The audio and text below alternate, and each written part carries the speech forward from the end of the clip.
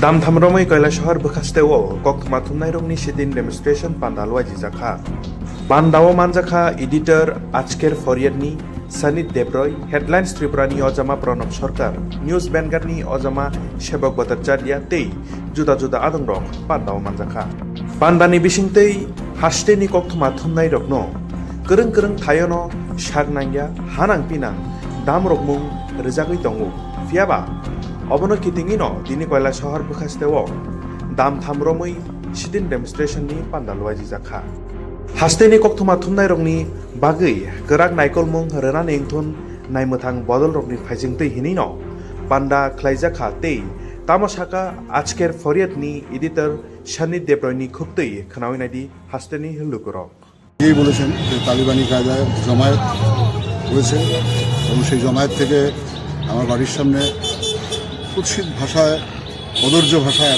আক্রমণ করা হয়েছে। আমি আগেও বলেছি, এখনও বলছি, যে কোনো সমস্যা থাকলে আমাদের সঙ্গে বলা যেতে পারে। আমাদের বাড়িতে আমার স্ত্রী কন্যারা রয়েছে, আতঙ্কিত হয়ে যায়। এই যে ব্যবহার, এই যে আচরণ, সেটা একজন জনপ্রতিনিধির কাছ থেকে কাম্য।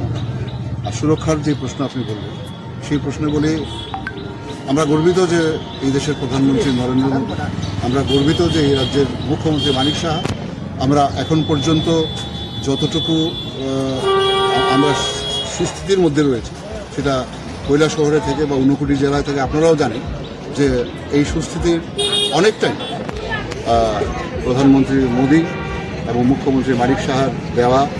কারণ উনি ঘোষণা করেছেন যেখানেই সাংবাদিক আক্রান্ত হবে উনি দেখবেন, এবং ওনার এই বক্তব্য সংবাদ মাধ্যমের উপর আক্রমণের হার অনেকটাই কমিয়ে দিয়েছে। ফলে আমরা আশাবাদী, কিন্তু আমরা প্রতিবাদ থামাবো না, যেটাই হয়।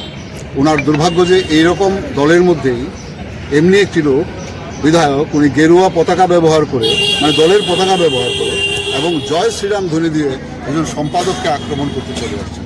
সো দ্য সেম উইথ রঞ্জিত দেব, উনি এই বিজেপি পার্টির শরিক দলের এমএলএ। তো ওনার আচরণ কীরকম, ওনাকে যে প্রশ্ন করা হয়েছে উনি সেটার উত্তর দেবেন। এখানে সংবাদ মাধ্যমের ব্যক্তিগত শত্রু বলে কেউ থাকে।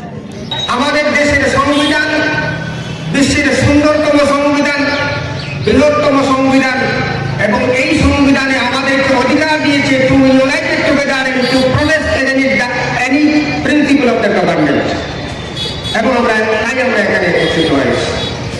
The Constitution of India has given power to assemble together, right to assembly.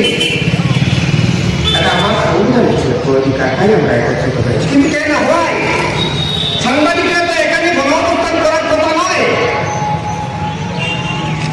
এরা কোনো রাজনৈতিক দলের সদস্য নয় যে গণঅবস্থান করে কোনো দাবি আদায় করবে।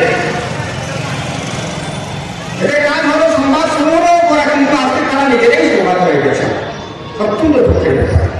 সাংবাদিকরা পার্লামেন্টে যাবে, সার্বজনীন আদালতে যাবে, সাংবাদিকরা যে কোনো সভা অনুষ্ঠান করে সেখানে যাবে, এবং এমনকি দেশের সবচেয়ে ক্ষমতাবান ব্যক্তিকে প্রশ্ন করার অধিকার আমাদের সংবিধান দিয়েছে। সেই সাংবাদিকরা কেন রাস্তায় আজকে বসে রেখেছেন? কেন কোনো অবস্থান করতে হলো? This is my question. এটা তো সেইভাবে সংবিধান তৈরি করেছিলেন বি.আর. আম্বেদকর। যখন সংবিধান রচনা হয়, article 91 right two freedom of expression যখন সংবিধানে তুলে দেওয়া হয়েছে, তখন প্রশ্ন করা হয়েছিল যে না রাইট টু প্রেস বলে আরেকটা দ্বারা যুক্ত করা হোক। তখন বি.আর. আম্বেদকর বলেছিলেন এই যে আর্টিকেল 19টা ইউনাইটেড স্টেটস অফ আমেরিকার সংবিধান থেকে বিশ্বহিন্দু ভোটার্স, এবং আমি এখানে দেখতে পাচ্ছি এই যারা সিনিয়র যারা আছেন বিশ্বজিৎ থেকে শুরু করে জেলার প্রত্যেকটা মহকুমা থেকে সাংবাদিকরা এখানে আছেন। সবাইকে আমি অনেক ধন্যবাদ জানাই আমার ব্যক্তিগত পক্ষ থেকে। এই ঊনকোটি জেলার সাথে আমার একটা দীর্ঘদিনের একটা আর্থিক সম্পর্ক রয়েছে। আপনারা জানেন যে এই জেলাতে ছিল আমাদের সাংবাদিকদের আরও নেতা ছিল, পিন্টু ছিল, ধ্রুবতী ছিল, তারা করেছে কিছুদিন আগে হয়েছে। আমি একবার মনে আছে বিদ্যুৎ দপ্তরে একটা গোলমাল হয়েছিল।